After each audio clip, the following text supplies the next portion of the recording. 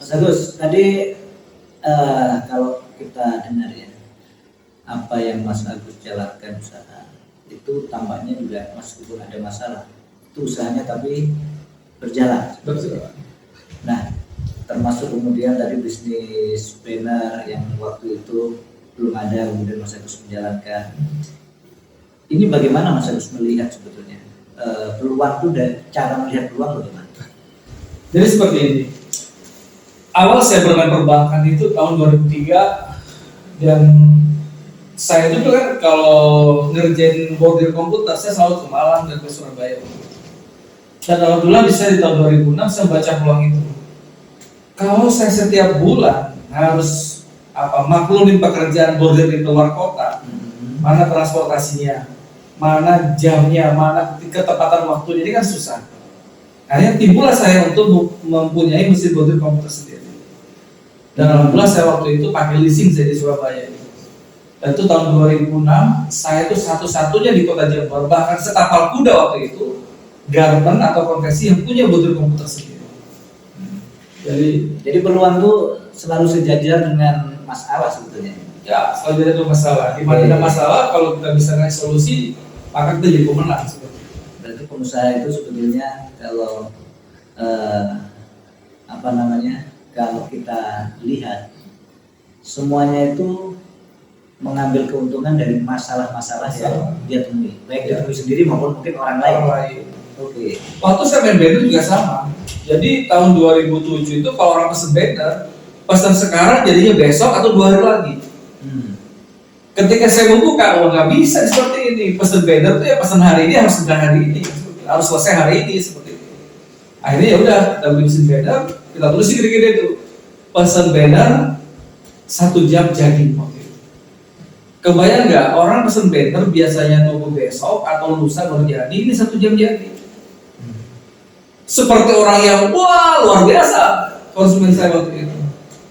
Saya belum 3 bulan udah beli mesin lagi seperti itu. Itu yang mendorong kemudian harus menambah modal. Menambah modal. Dan modal itu pilihannya saat itu adalah bank. Oke. Nah, karena kita nggak punya kecerdasan finansial saat itu ya. Jadi mentor-mentor yang sebelumnya itu belum sampai ke sana. Belum sampai. Saya kenal mentor itu tahun 2010. Ketika saya udah buka cabang di Banyuwangi, buka cabang di Bondowoso dan Lumajang, nah itu baru saya butuh seorang mentor.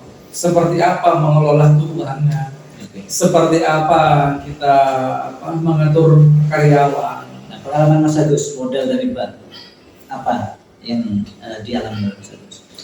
Jadi sebenarnya pinjam modal di bank yang membantu sebenarnya untuk pengembangan usaha. Cuman ya itu kalau nggak didasari dengan ilmu literasi keuangan atau kecerdasan finansial, sebaiknya jangan dulu. Seperti itu. Artinya kalau misalnya mereka memiliki cukup bekal finansial, modal itu juga tidak masalah dari bank. Ya sebenarnya tergantung manusianya juga. Kalau saya pribadi lebih baik sebenarnya berproseslah seperti itu.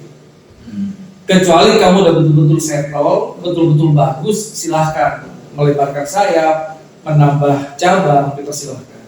Tapi kalau Anda belum betul settle, belum betul bagus, keuangan dan manajemennya, saya sarankan jangan. Kenapa? Kalau Anda pakai uang bank, itu seperti jam yang terus bergerak. Itu nggak ada hari Minggu. Kita libur pun tetap bergerak, itu suku bunga kan seperti itu. Sedangkan bisnis itu kan naik turun. Seperti itu. Sebetulnya memang tidak matching ya. Bank ini bicara kepastian. Iya. Sedangkan bisnis bicara ketidakpastian. Sebetulnya tidak bisa berpasangan. Iya. Oke. Jadi makanya teman-teman pengusaha itu harus betul-betul menata manajemennya, mengatur keuangannya. Mana omsetnya, mana modalnya, mana hutangnya, mana profitnya. Nah, profit ini larinya kemana? Kan seperti itu. Ada nggak alternatif misalnya ketika kita memerlukan kebutuhan modal? Ya, tapi kalau misalnya dari bank itu kan menghadap-hadapkan kepastian dan dengan ketidakpastian. Ya. Tapi di sisi lain misalnya bisnis kita memang sudah berjalan baik, berproses dengan baik. Tapi kan tetap saja namanya bisnis itu selalu dihadapkan pada kemungkinan ketidakpastian. Ya. Gimana Mas Agus kira-kira? Kalau saya dulu jujur, saya biasanya kalau tahun 2000 saya masih awal garment ya, saya itu disupport sama teman saya.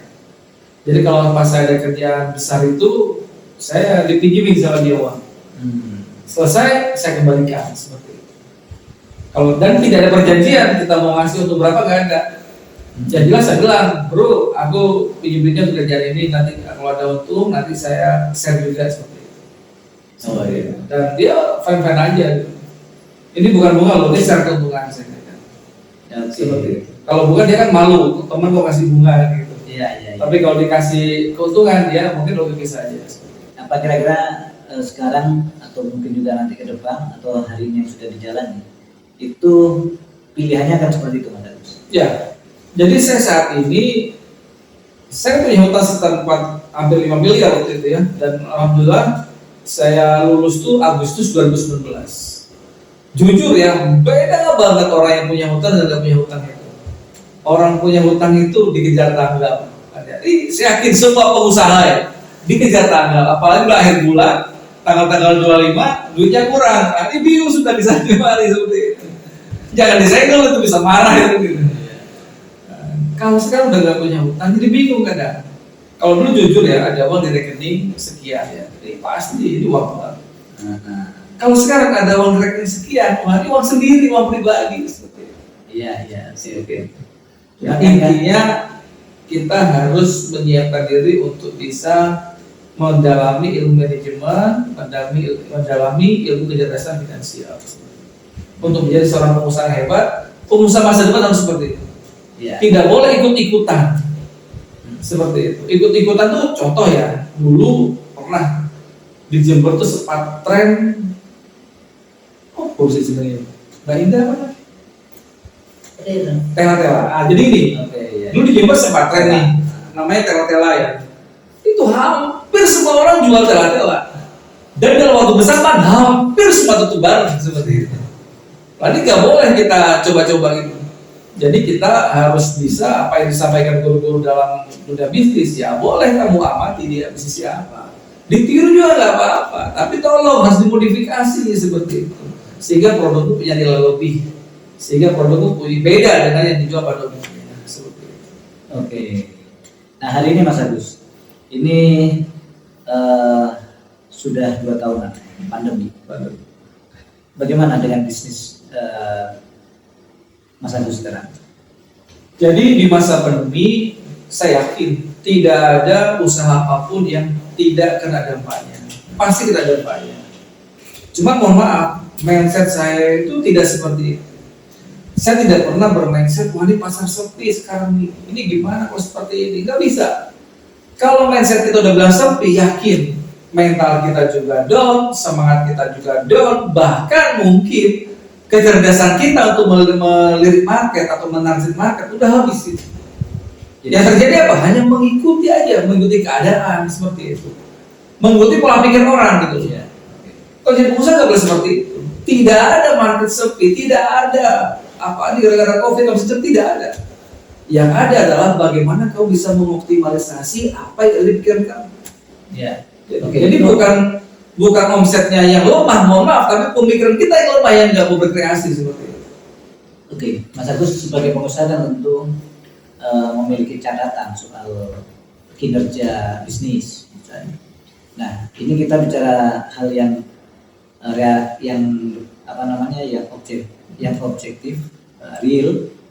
Kalau dari catatan-catatan itu, apakah pandemi ini memang berpengaruh dalam bisnis?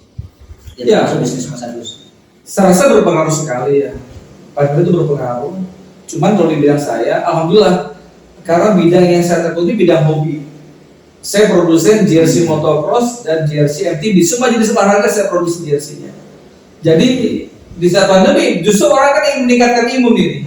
Mereka butuh jersey, butuh baju untuk dia berolahraga. Dan alhamdulillah tidak ada pandemi ngefek seperti itu. Ya berdampak sih tapi nggak terlalu besar. Ada dampak tapi nggak signifikan. Nggak signifikan. Karena mungkin juga jenis bisnis yang dijalankan Mas Agus, ya, itu jenis yang justru dibutuhkan di saat pandemi seperti itu.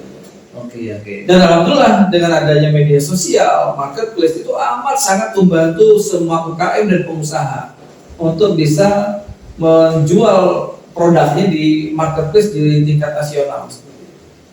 Oke. Ya. Jadi kalau kita hanya jual, maaf kita di Kota Jember nih, marketnya hanya Jember ya, omsetnya pasti kecil dong kan gitu. Apalagi kita pesaingnya banyak. Anggap aja gini, anggap Jember itu satu buah piring kan ya. Kalau yang makan orang 20 kan sedikit banget yang dapat. Tapi kalau market internasional, otomatis kan banyak juga yang kita dapetin kan seperti itu. Nah ini kira-kira setelah pandemi ini kan banyak katanya yang berubah.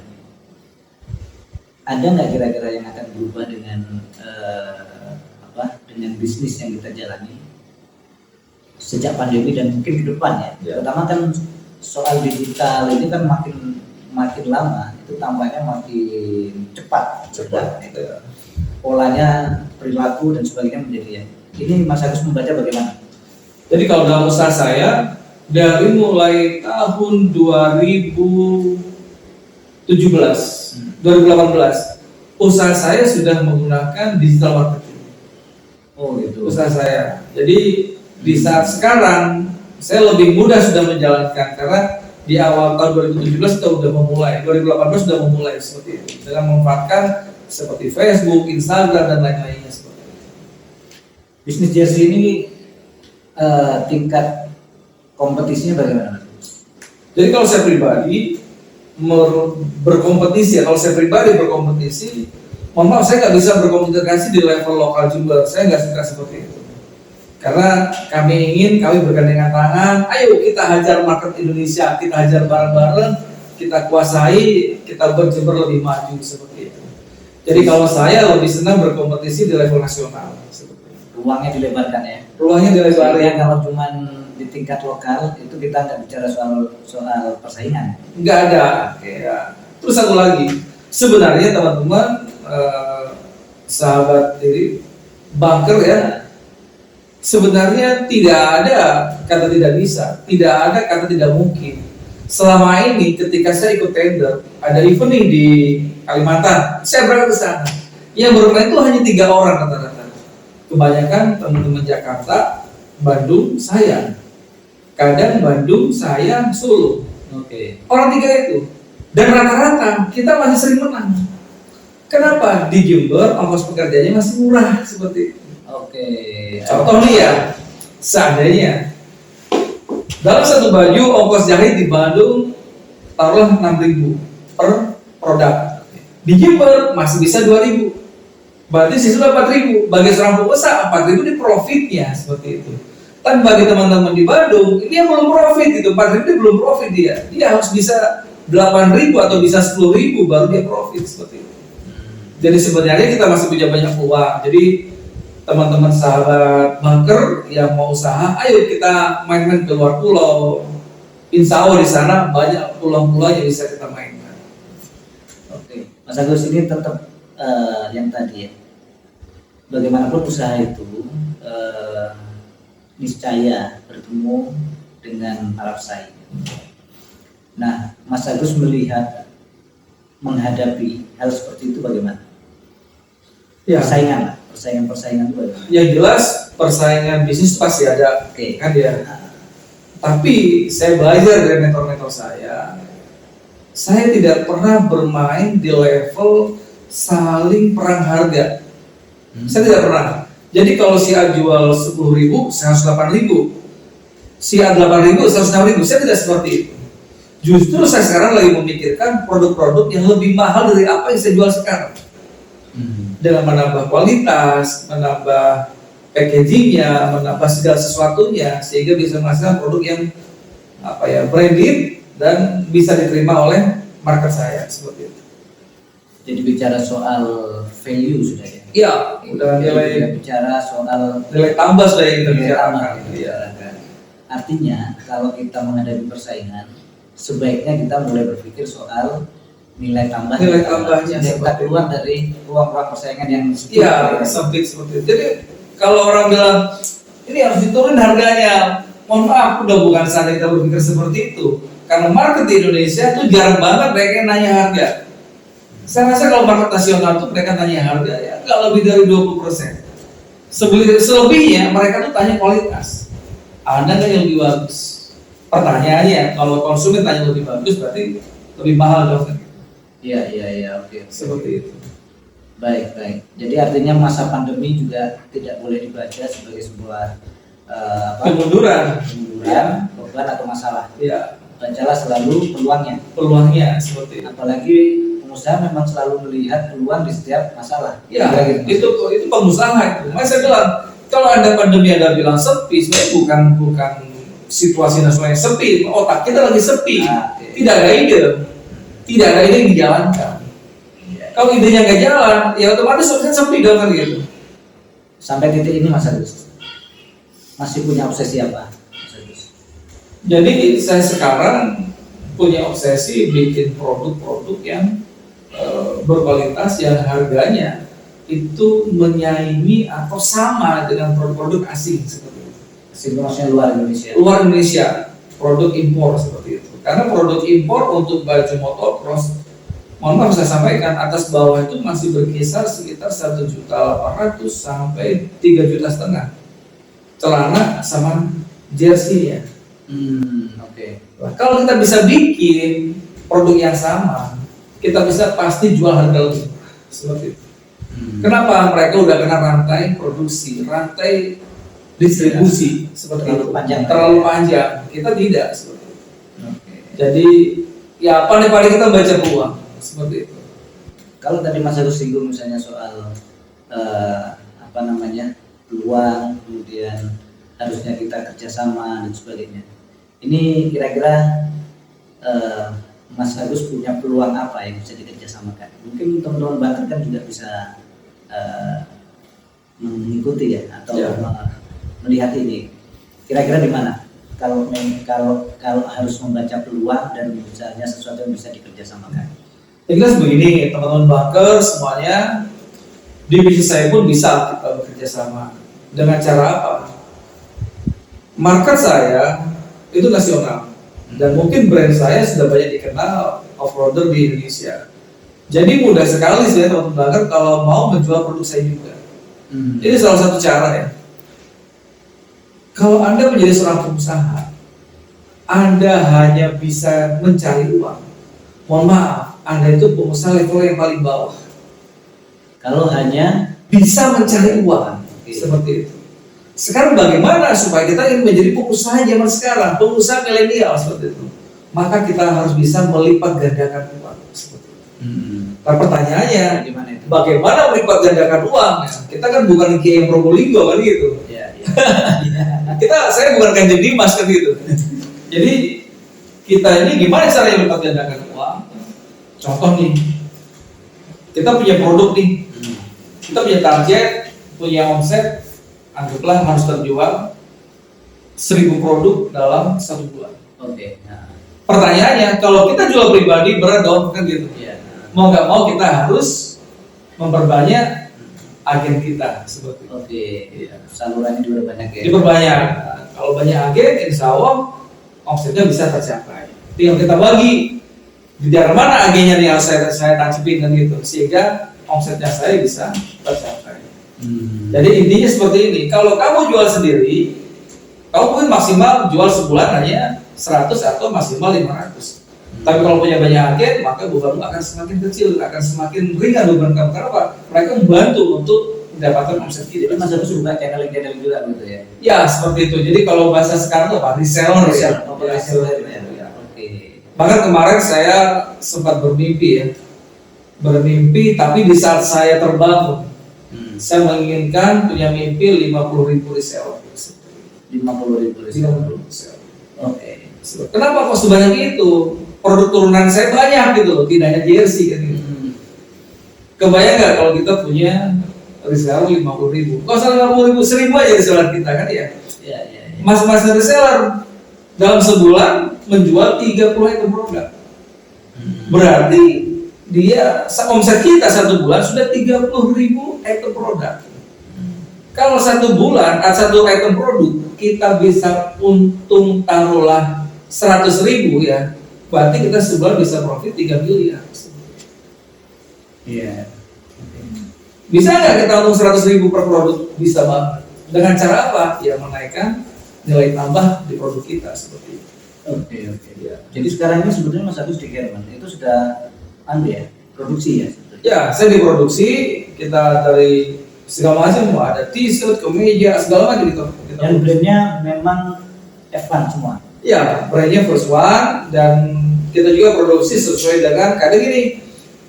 Tolong sahabat banker nih, aku pingin usaha garment juga, tapi kalau nggak punya mesin, bisa aja nanti berpartner dengan kita, nanti tinggal kita kasih jersey polosnya atau t-shirt polos, nanti bisa brandnya, mereknya si dia. Jadi semacam maklun ya? Maklun seperti itu.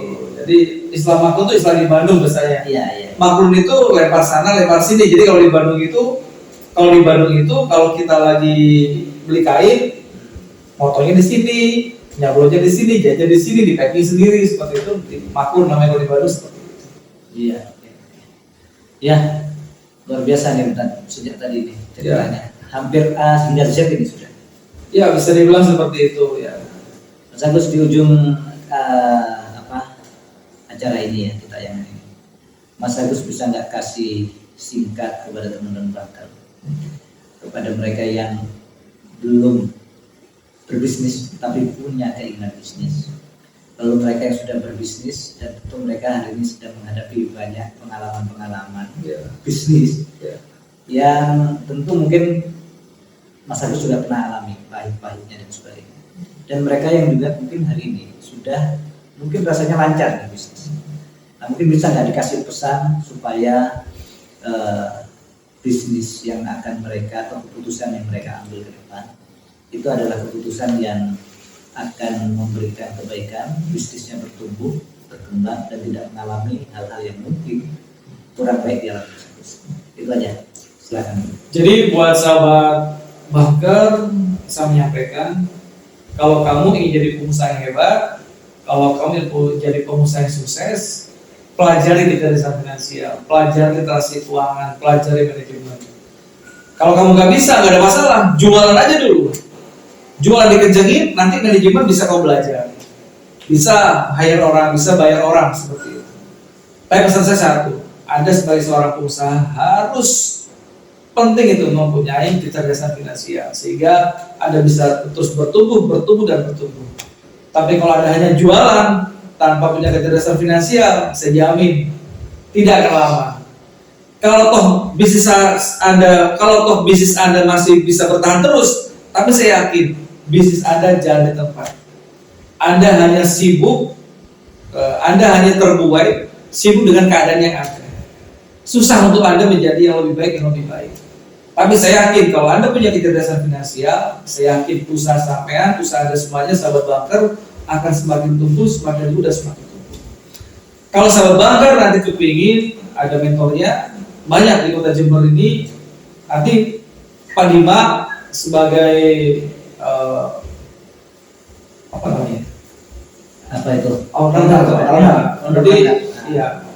Jadi Pak Dimas sebagai owner banker, dia punya banyak referensi, kira-kira mentor A, mentor C sampai mentor banyak lah di Jember mentor. Tinggal ada inbox, tinggal ada kasih komentar di podcastnya nanti, kira-kira apa yang Anda inginkan. Nanti insya Allah Pak Dima akan memberikan masukan, memberikan informasi terkait dengan apa sebenarnya yang diinginkan sahabat banker tentang dunia usaha. Saya pun siap untuk membina siapa saja yang ingin menjadi seorang pengusaha yang baik, yang bagus, yang bisa berguna dan bermanfaat buat umat dan bangsa ini. Seperti itu. Ya, terima kasih. Sahabat banker, saya tidak menyimpulkan, kita sudah mengikuti semua. Saya yakin banyak manfaat yang sudah kita dapatkan. Kita jumpa lagi pada tayangan banker di kesempatan lain. Dan sebelum saya akhiri, teman-teman yang nantinya berkomentar di channel ini, 5 komentar terbaik insya Allah akan kita berikan apresiasi. Sekian dari saya, Banker Kreatif, Banker Podcast. Salam peradaban, salam kemanfaatan. Assalamualaikum warahmatullahi wabarakatuh.